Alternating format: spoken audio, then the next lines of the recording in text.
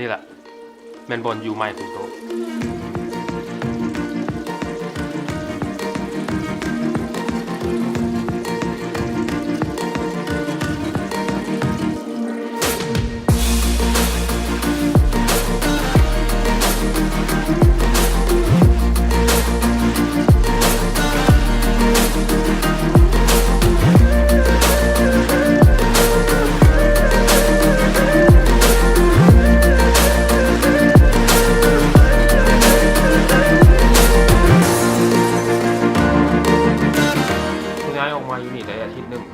ก็ที่ผมมีเวลาเฮ็ดเลยก็ย้อนค่าเรื่องนี้แน่ตั้งแต่กลับมาไปลิ้นเนาะประมาณเดือนปลายก่อนๆกลับมาก็วุ่นวายหลายบ่มีเวลาว่างสิเฮ็ดหยังเลยอาทิตย์นี้แหละเป็นอาทิตย์แรกที่ว่าห้องนี่หยังก็จัดหมดแล้วก็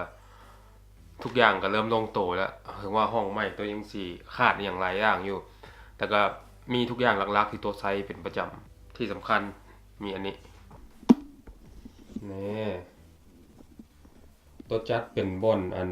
ถ่ายรูปอันนี้ซื้อมาอยู่ eBay ถึกๆเนาะเปิดไฟใส่ได้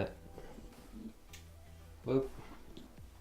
พยักมาถ่ายกะมาเนาะมาถ่ายได้ตัวบ่ห้ามอันนี้ก็แม่นบ่อนที่โตอยากนั่งเฮ็ดเวียกอยู่จังซี่ทุกมื้อเนาะอันตรงเวียกที่โตเฮ็ดอยู่บ่แม่น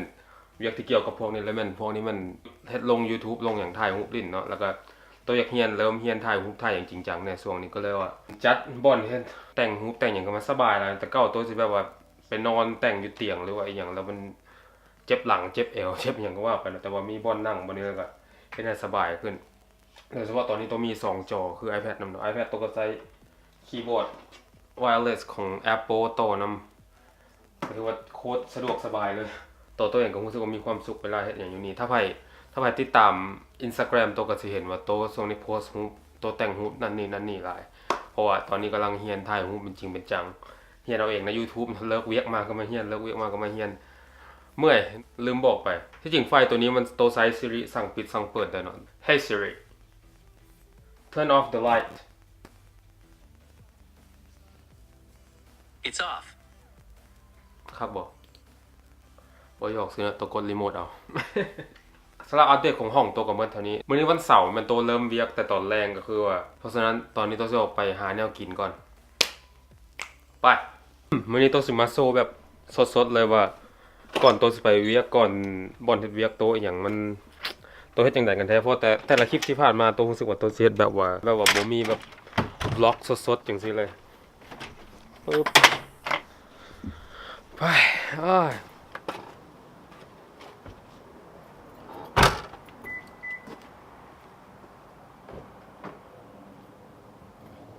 เข็มขัดอย่าลืมของสำคัญต้องใส่ในรถตัวจะมีอัน iPad คือตัวที่ใช้แมปอันหนึ่งลักๆเอาไว้เบิ่งตำรวจซื่อๆเพราะมันบอกตำรวจอยู่ใส่ตัวจะออกไปกินข้าวเนาะอยู่เฮือนแม่ตัวเนาะ โอเคเดี๋ยวตัวสิออกรถละแล้วไปเจอกันอยู่เฮือนแม่พัน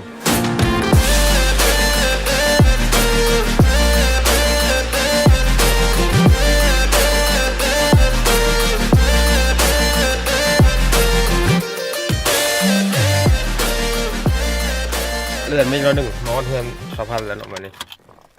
ตัวไม่ได้ไปกินข้าวอยู่ร้านอาหารเลยกินอยู่เพื่อนคนโบไว้ใจหน่อยเนาะอย่าลืมล็อกรถเป็นประจำ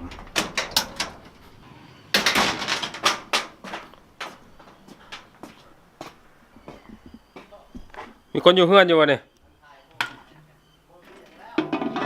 โอ้ยมูยังกินซะมาไป3 โมงครึ่งเลยเนาะมากินข้าวเลยเนี่ยนะสะพานไปใส่ฮะไม่หรอโอเคพอดี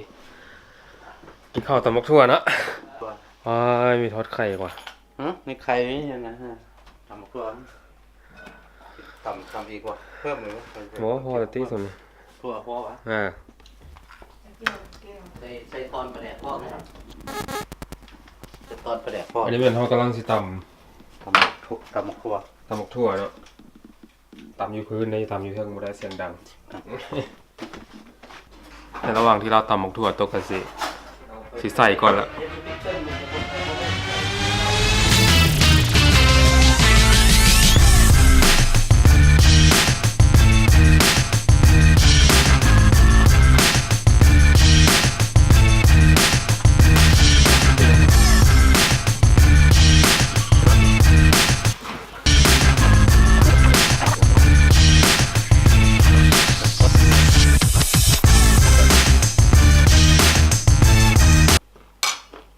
คนลาวนี่เนาะ อันไหน หรือว่าเป็นต่างประเทศเนาะ ตัวมันเศร้าเลยเป็นอันนึง เลยกินแล้วเนาะวันนี้เราก็สิออกไปเฮ็ดเวียกมาเพื่อกินข้าวโดยเฉพาะกินแล้วกันนี้ ตอนนี้ก็3 โมงตัวตรงไปฮอดบ่อนเฮ็ดเวียก4 โมงออกไปก่อนไปก่อนเด้อไปเฮ็ดเวียก ไปแล้ววะ โอเคบ๊ายบายจากบ่อนนี้ไปหาบ่อนเฮ็ดเวียกตกประมาณ30 นาทีเราต้องไปแวะเอาเครื่องอยู่อีกร้านหนึ่งแล้วก็ไปรับคนไปเฮ็ดเวียกนั่นเองไปตอนนี้ก็มาฮอดบ่อนเฮ็ดเวียกร้อย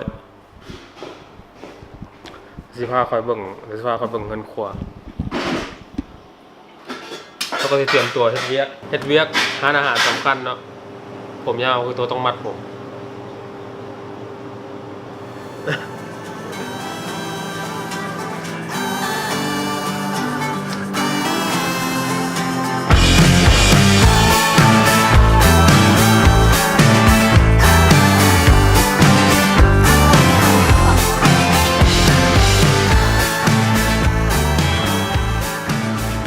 มื้อนี้ก็แล้วเนาะสำหรับเวียกชีวิตมื้อหนึ่งของโต๊ะก็ประมาณนี้แหละเนาะแต่ว่าอาจจะมีบางมื้อที่โต๊ะเฮ็ดเวียกหลายกว่านี้แต่ว่ามื้อนี้โต๊ะเฮ็ดแต่น้อยเดียวก็คือเฮ็ดแต่ตอนแรงประมาณ 4-5 ชั่วโมงแล้วก็กลับมาเฮือนแต่ก็อาจจะมีบางมื้อที่โต๊ะเฮ็ดเต็มมื้อแล้วคือกันสำหรับโต๊ะเวียกที่โต๊ะเฮ็ดก็ถือว่าบ่หลายบ่น้อยหลายโต๊ะโอเคกับเวียกที่โต๊ะเฮ็ดแล้วก็ค่าใช้จ่ายหยังโต๊ะรู้สึกว่าก็ลงโต๊ะดีจากนี้โต๊ะก็สิกลับมาเฮือนแล้วก็นอนแล้วก็ตื่นเช้ามามื้ออื่นก็เฮ็ดคือเก่าก็จะเป็นจังซี่แหละส่วนหลายแต่ละมื้อเนาะนอกจากว่ามื้อไปเฮียนอีกมื้อไปเฮียนมันพฤหัสมันศุกร์ก็นั่นก็บ่ค่อยได้ถ่ายดอกบ่มีหยังน่าตื่นเต้นเลยน่าเบื่อบ่มีหยังเป็นตาเบิ่งเลยเอาตรงๆมื้อนี้ก็บ่มีหยังเป็นตาเบิ่งแต่ก็รู้สึกว่าสำหรับคนที่กำลังคิดสิมาออสเตรเลียตัวก็คลิปนี้อาจจะโชว์ให้เบิ่งว่าแบบชีวิตแต่ละมื้อของเจ้ามันสิเป็นจังไดมันก็อาจจะบ่คือกันเป๊ะแต่ก็อาจจะประมาณนี้แหละโตคิดว่าหลายคนที่มาอยู่นี่ก็น่าจะคือกันเพราะเฮ็ดเวียกอาจจะมีมื้อว่างแน่มื้อไปเฮียนแน่มื้อเฮ็ดเวียกแน่โอเคเว้าหลายพุ่นละก็จะฮอดเวลากลับมาเฮือนละไปเจอกันอยู่เฮือนกลับมาฮอดเฮือนแล้วเจอกันใหม่คลิปหน้าบาย